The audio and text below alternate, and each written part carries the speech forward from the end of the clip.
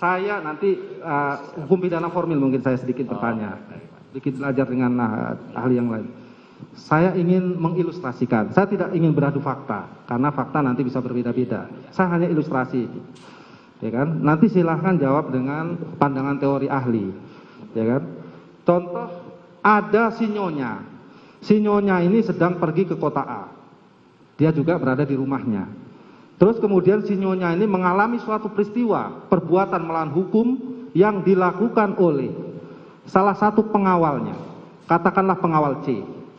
Nah, karena dia mengalami ini, peristiwa ini, kemudian dia melaporkan kepada si Tuan. Ya kan? Nah, melaporkan kepada si Tuan.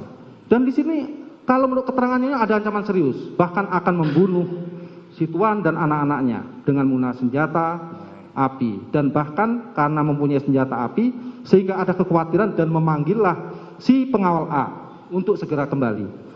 Nah, terus kemudian si pengawal A ini kembali bersama dengan si pengawal B, yang pengawal B yang akan melakukan tindakan pelaksanaan terhadap pembunuhan terhadap si pengawal C nanti. Si pengawal ini datang, terus kemudian setelah menghadap si Nyonya, turunlah dia kemudian mengamankan senjata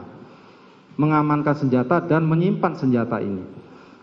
Pada saat berangkat ada terbersit niat si pengawal C ini, si pengawal A ini untuk menabrakkan, ya kan, si pengawal C ini. Nah, terus kemudian pada saat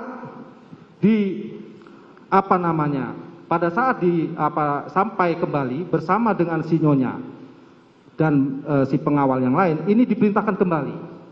Pengawal A, ya kan, dan pengawal B ini pengawal A dan salah satu ART yang seharusnya tugasnya di kota A tadi, di rumah A untuk mengurus anak-anaknya juga harus ikut karena diperintahkan untuk membackup pada saat konfirmasi. Nah, setibanya di situ, setibanya di rumah B, ketemulah dengan si Tuan. Secara bergantian, si Tuan ini memanggil pertama adalah si pengawal A tadi, yang lebih senior katakanlah. Pada saat itu, si pengawal A ini disampaikan, setelah mendapat cerita dari istrinya, kemudian menyampaikan bahwa si Tuan ini mendapat cerita bahwa istrinya telah diperkosa, telah dinodai atau dan sebagainya. Nah, kemudian menawarkan kepada si pengawal A ini untuk melakukan sebuah peran, yaitu katakanlah menembak. Tetapi kemudian ditolak oleh tidak mau mengambil peran itu. Si pengawal A tidak mau mengambil peran itu untuk sebagai eksekutor, sebagai penembak. Nah, tetapi kemudian si Tuan mengatakan bahwa backup saya sesuai keterangan tadi, bahwa didatangkan untuk membackup. Nah, terus selanjutnya dipanggillah kembali si pengawal yang lainnya, pengawal B. Ditanyakan untuk apakah bersedia untuk menjadi eksekutor penembak. Dia ternyata bersedia. Kemudian disitulah diceritakanlah skenarionya nanti.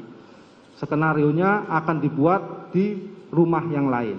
Di situ akan terjadi skenario berupa seolah-olah si C ini akan memperkosa, terus kemudian berteriak, kemudian si pengawal B turun dan terjadilah tembak-menembak.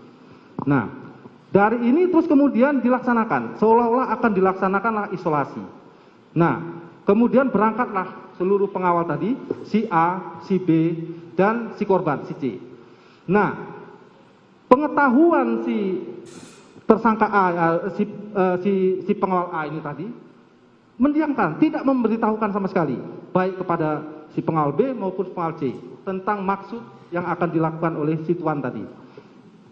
Dan kemudian mengiyakan untuk membackup. Berangkatlah ke rumah ini. Majelis karena sesuatu yang berbeda dan menggiring. Ya. Karena berbeda. Saya ilustrasi. Saya ilustrasi ini. Sebentar. Majelis. Oke, langsung aja pertanyaannya apa? Baik.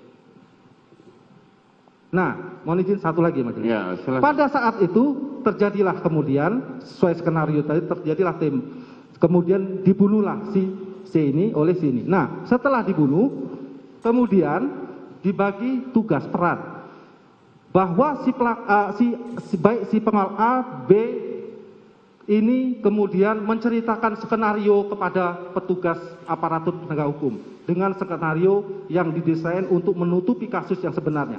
Itu dilakukan setelah kejadian sehingga bisa sudah membuat drama skenario itu. Nah, pertanyaan saya, Dari kronologis ini, sesuai dengan ilustrasi yang saya bikin tadi, sehubungkan dengan teori tadi, baik teori tentang alat, teori tentang akibat, dan teori tentang turut serta, apakah ini sudah menjadi bagian dari peran-peran tadi untuk mendukung terwujudnya unsur 55 dalam mewujudkan pemenuhan seluruh unsur di pasal 340 KUHP tadi? Baik, terima kasih Pak Jaksa. Panjang juga ilustrasinya. Baik. Iya, saya berusaha mengingat. Walaupun nanti saya harus berbagi peran dengan Pak Ahli, Pak Dr. Sulawudin yang tadi juga mengilustrasikan itu. Intinya Pak, participating crime itu, kalau yang Bapak artikan itu kan, keterlibatan dalam proses tindak pidana itu, memang pada akhirnya tentu harus diwujudkan atau harus dibuktikan.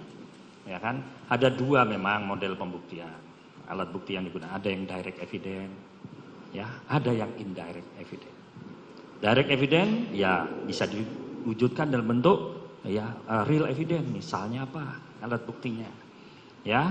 Nah, tadi Bapak sebutkan rangkaian dari peristiwa, ya kan, dari satu tempat ke tempat yang lain.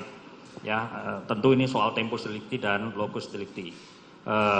Tapi kalau dari ini bagian dari ilustrasi, saya katakan participating crime itu pada akhirnya ya akan diukur oleh jenis pembuktiannya, degree of evidence, tingkatan buktinya apa, ya, apakah dia direct evidence, ada bukti yang langsung mendukung, ya, bentuknya real evidence bisa berupa pistol dan sebagainya, ada alat-alat yang lain yang sifatnya bisa menimbulkan akibat kematian, ataupun indirect atau apa circumstantial yang harus berputar dulu seperti yang cerita Bapak. Tetapi participating of crime itu nantinya akan ditentukan kepada tadi willingness body, gerakan tubuh, dan terakhir adalah final scientific penguasaan alat dan tujuan alat itu digunakan. Dihubungkan dengan alat bukti juga ya. Iya, Ketika Pak. alat bukti ini bisa Saudara, menunjukkan itu ya. cukup. Saudara. Baik.